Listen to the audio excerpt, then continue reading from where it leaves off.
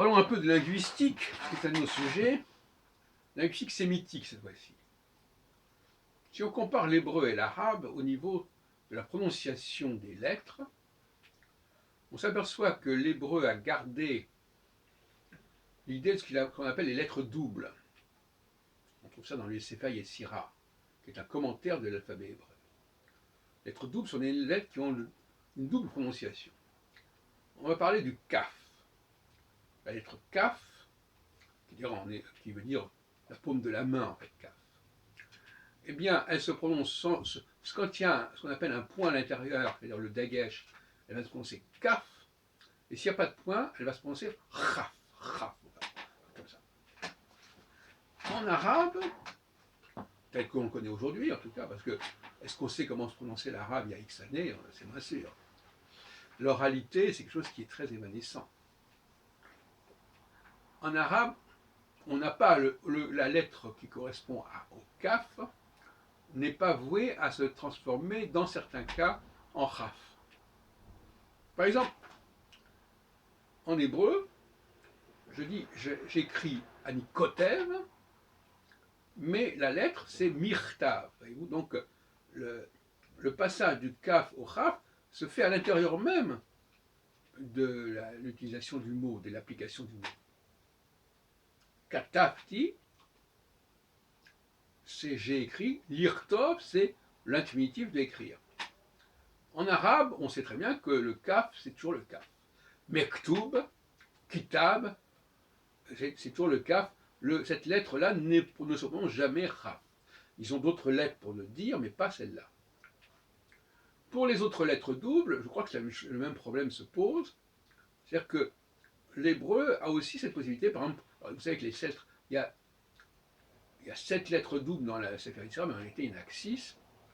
C'est ce qu'on appelle le bagat kafak. Le bet, le gimel, le dalet, le chaf, le p et le tav.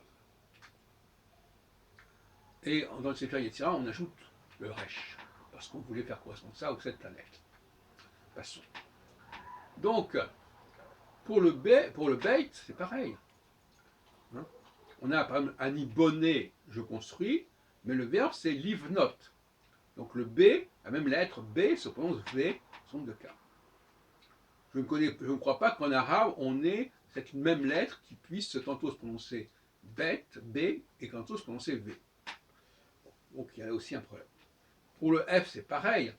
Ça veut dire, par exemple, patouar, ça veut dire ouvert, mais liftoar, c'est le verbe ouvrir. Donc d'ailleurs, c'est un des charmes de l'hébreu, une complication de l'hébreu, c'est que il n'y a pas que les voyelles qui changent, il y a aussi les consonnes qui peuvent changer, selon le principe en question. Donc le P peut se prononcer F, c'est curieux parce qu'en français, justement, on a le même problème. P, tout court, c'est un P, mais si vous mettez un H à côté, ça devient un F. Donc on a apparemment une influence de l'hébreu sur la prononciation du P. Puisqu'on a cette dualité aussi, sauf que en français, c'est pas le point qui compte, c'est le fait de mettre ou pas un H après. Enfin, on n'a que l'exemple du P dans ce sens-là, mais il est prévu qu'à une certaine époque, chaque fois qu'on mettait un H après une de ces consonnes-là, ça voulait dire qu'il fallait prononcer autrement la consonne. Donc je crois que le principe, il n'a pas à changer. Parce que, de toute façon, vous savez, l'alphabet hébreu, il n'est plus prononcé très correctement, de toute façon. Il y a des tas de sonorités qui ont disparu. Et de plus en plus. On prononce plus différemment le taf et le tête, le hey et le haïn, etc. Il y a beaucoup de choses qui ont disparu ou qui disparaissent en grande partie chez la plupart des locuteurs, peut-être pas chez tous. Notamment les locuteurs arabophones n'ont pas perdu certaines prononciations, par ailleurs. Mais le dalet n'a plus sa double prononciation, le p a sa double prononciation, le bet a sa double prononciation, le chaf a sa double prononciation, le taf non plus, quoique parfois on dit Shabbat et Shabbas, mais ça a disparu. Donc le reste, n'en parlons même pas. Donc Bet, Gabin, Gimel, Dalet. Le Dalet n'a pas de double prononciation. Donc il n'y a que 3 lettres doubles en hébreu qui continuent à fonctionner. C'est le Bet, le Chaf et le P. Et donc le P aussi, c'est pareil. C'est intéressant en hébreu. Il n'y a pas en hébreu ne peut pas commencer un mot en hébreu par le son F. Il faut que ce soit automatiquement par un P. C'est la même lettre, mais on ne peut pas prononcer la lettre P, qui veut dire la bouche en hébreu, euh, comme F, il faut toujours la prononcer comme P au début, sauf dans les cas d'emprunt, on dit on va dire falafel, mais falafel c'est une prononciation qui vient de l'arabe et qui n'est pas valable en hébreu, mais qui est utilisée effectivement dans la pratique. Alors qu'on a le pilpel qui veut dire le pilpel en hébreu, ça veut dire, avec les mêmes lettres, ça veut dire le poivre. Pourquoi falafel veut dire poivre? Bon, ça c'est un autre problème. C'est un problème de gastronomie, c'est un autre problème. Donc, on a un certain nombre de règles comme ça,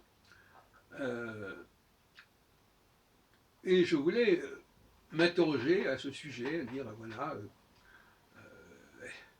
ça pose le problème de l'origine, la structure même de départ du système de la prononciation des lettres dans les langues sémitiques. Il y a des variantes, il y a des problèmes. Alors, est-ce que c'est l'arabe qui a perdu ce sens de la double prononciation de certaines lettres? Est-ce que c'est l'hébreu qui en a rajouté? Bon, moi je laisse la question ouverte.